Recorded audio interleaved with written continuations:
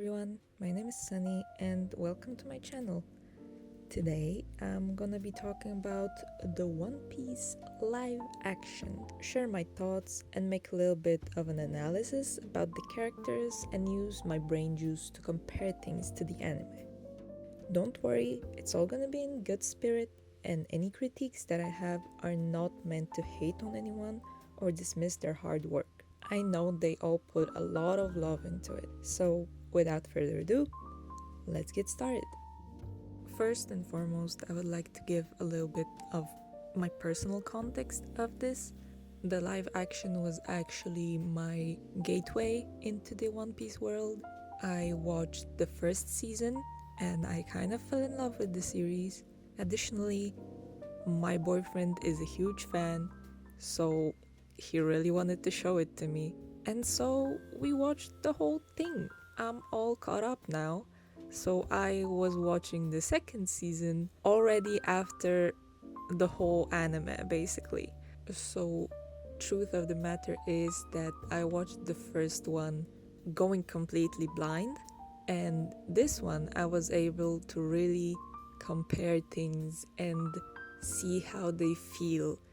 Well, I'm kind of gonna be going person by person with some additional notes on the pacing and the specific arcs because mostly it's just really well done. So I'm just gonna point out some of the things that stuck out to me for one reason or another, and that's basically gonna be it.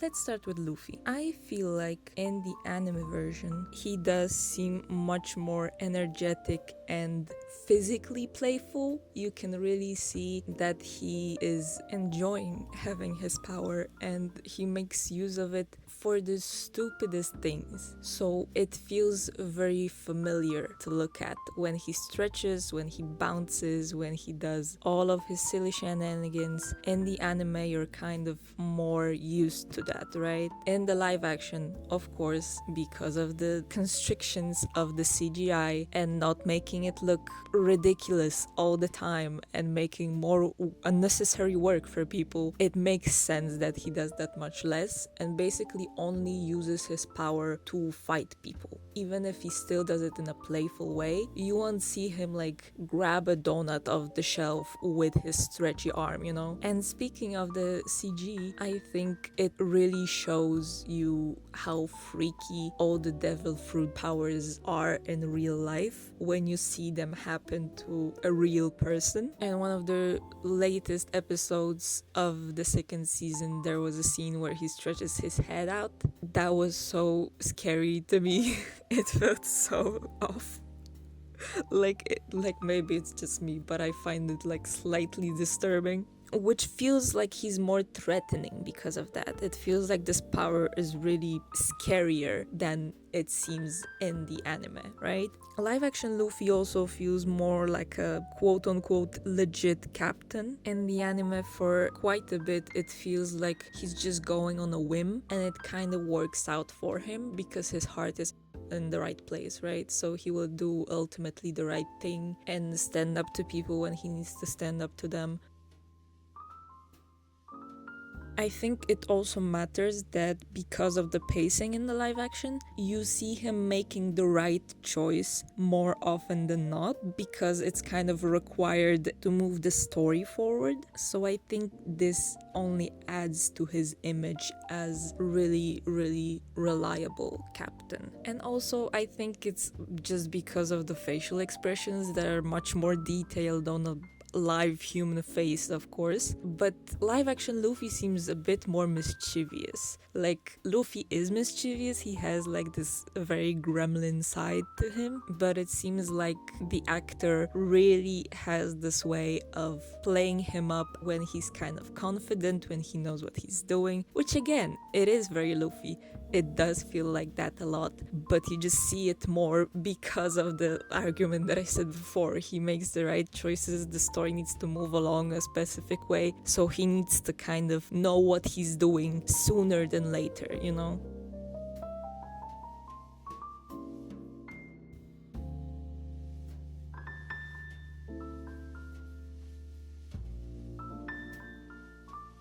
So now let's move on to the opposite of what I just said, which is Zoro. And I don't know if it's just me, but Zoro feels much more Wyatt in the live action. I think that his slightly bloodthirsty mischievousness gets a little lost between the deadpan delivery and Makenyu's pretty face. Don't get me wrong, I still really like this version of Zoro, and I'm aware that he would feel out of place arguing with Sanji at full throttle, not to mention that he probably wouldn't be very likable either, so ultimately I think the direction they went with was the right choice. However, I still miss that intimidating and unpredictable vibe that he gives off when the bandana comes on, when the third sword is out, and he just goes all out and you see that he's enjoying it. He knows that this is what he does and he's just in his element and you can feel it. With live action Zoro, I feel like that's missing slightly, but there was also a little bit of a different direction taken with his development as a character, as a swordsman. There's this whole thing with Mihawk appearing and kind of teasing him. It's much more apparent and pushed forward that he needs to learn a lot still. It hones much more to this idea that he's only beginning his journey of becoming the swordsman, which is true. I remember, like, that's the whole thing that I remember from Whiskey Peak, is that one scene of Zoro when he's kind of beating people up and he's also bleeding, but he kind of smiles and he licks the blood off his face like that is dripping, and I was like, damn, he means business. He's enjoying it. So even if he struggles, even if he's not fully there, he takes out those people and he enjoys it. So I'm kind of missing that side of him. I appreciate the detail of literally making him count the Baroque works people. They did a whole choreography for every single person and literally made you count with them, because I started counting them before he even started doing that, and I was like, wait, is he actually going to fight everybody? And he did. So yeah, I really appreciate those kinds of details that they put in, because they're details but they're also kind of vital and kind of iconic in a series like this, you know?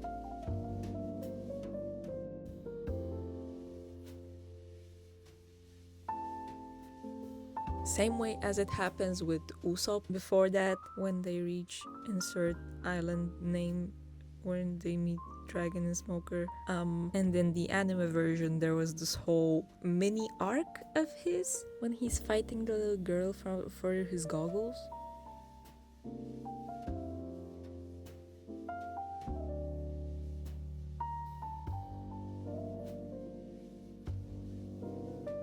So I like those little nods to stuff that can't be put because of the time constraints, but they're still making an effort to include it somehow. Speaking of Usopp, as much as I love him being dramatic and stupidly hilarious in the anime version, I still think he is very funny and very charming in the live action. I didn't expect that sort of rendition of Usopp, but I think it is the best direction to take him in. His story is just full of little personal arcs and lots of shenanigans, but he still has the same exact traits and place in the crew as he does in the anime version. He's still a scaredy cat, but it's just toned down enough so it doesn't come off as cartoonish, which I think is great. And I'm so glad he had more screen time in season 2. He felt more connected to the crew and like a really valuable player this time around. I don't know, maybe I'm biased because he's my favorite Straw Hat, but after season 2, he feels the most three-dimensional out of all of them. Also, while we're at it, I gotta say that the little garden must have been so tough to figure out, but they pulled it off really well, especially the pacing, and in my head, it shifted the focus from the whole drama with Mr. 3 and this feeling of like dread and unescapable situation. And quite frankly, Sanji saving everybody there in the end, just doing his own thing as he always does. But in the live action, at least to me, it felt much more like it is definitely the Usopp's arc. And you could see the whole growth. You could see how he lit up immediately when he saw the giants, when he started talking with them. And you can feel that it's his time to be a hero. Even though Sanji does a lot of the work, even though Luffy is the one defeating Mr. 3, and even Nami is fighting everybody, but you can really feel that Usopp is the real hero here. And I feel like that was great writing in a way that you really get the grasp on the situation immediately. And you can also clearly see that this is the exact moment when he actually decides, that's who I want to be. At first, it just feels like he has some idea of what he wants to be. It's not really defined in his head what that means. And when he sees the giants, he realizes that. And I think that's very empowering to see him solidify his dream and get so inspired to actually actively start this journey and be a part of it and put effort and this bravery out in the front and just start breaking through that shell that is holding him back. So I think that's really inspiring, but that's not really talking about live action or not anymore.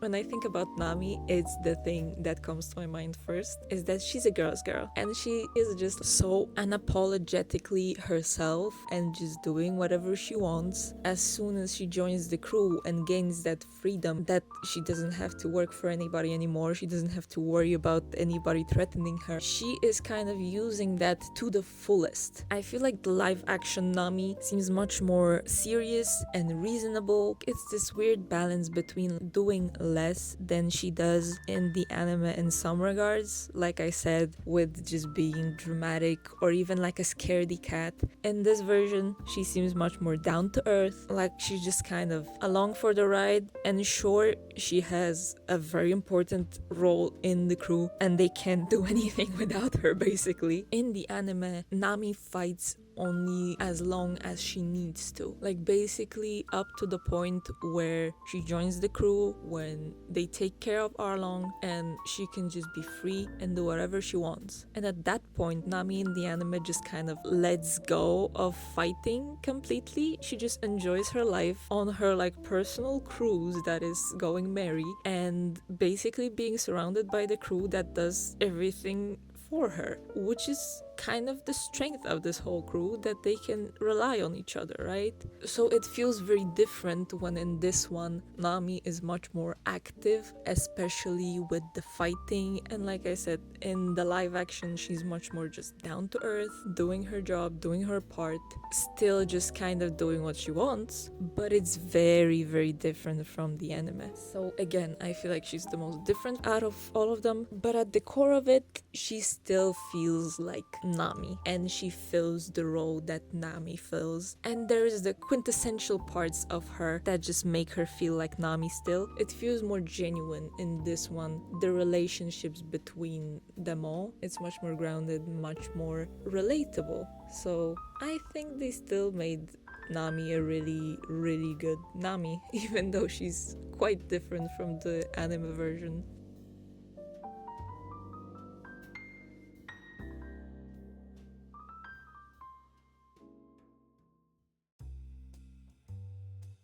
And now on to the creme de la creme of this adaptation for me, Mr. Sanji. Because honestly, very few people know how much I both love and hate Sanji in the anime. I'm a very particular person, especially when it comes to romantic stuff or like being weird, creepy, whatever. I mean, most people probably should be. But every time I see Sanji do something sweet and something nice and being super cool, I'm like, wow, he's great.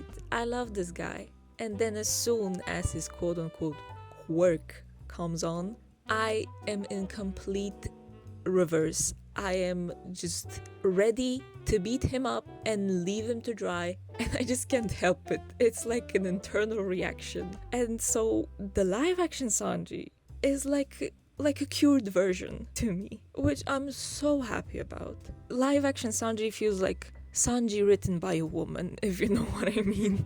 His wonderful traits that get mostly overshadowed by the gags truly shine in the live action. He's extremely charming and sweet. You can feel how much he cares, not only through his cooking, but in the way he speaks and his gentle stare, all the while not taking away from his nonchalant swagger and fighting capabilities. It's just so nice and so refreshing to see Sanji in his best form. I also really appreciate the actor. I think he's very impressive. I appreciate how he took on so many challenges and put so much effort into even learning some new skills just for the role. I think his commitment is very commendable, and I'm really grateful that somebody like that got this role. And he's doing it justice completely. Like, nothing feels overdone and nothing is lacking, which honestly is all I ever wanted from Sanji. So thank you, live action, you did it very well.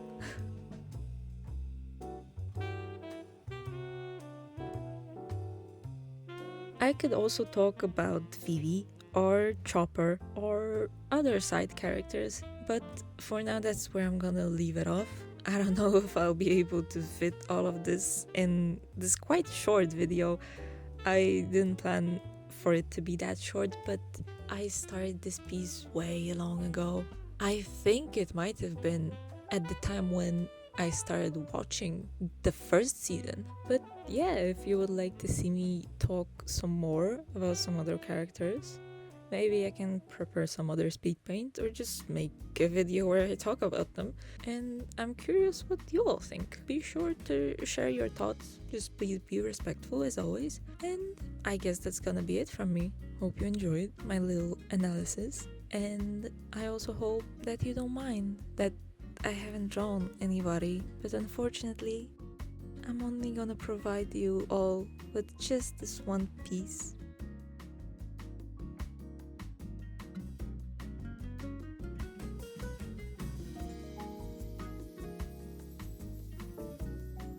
Yeah, it was on purpose and I'm not sorry. Anyway, I hope to see you all next time. Bye!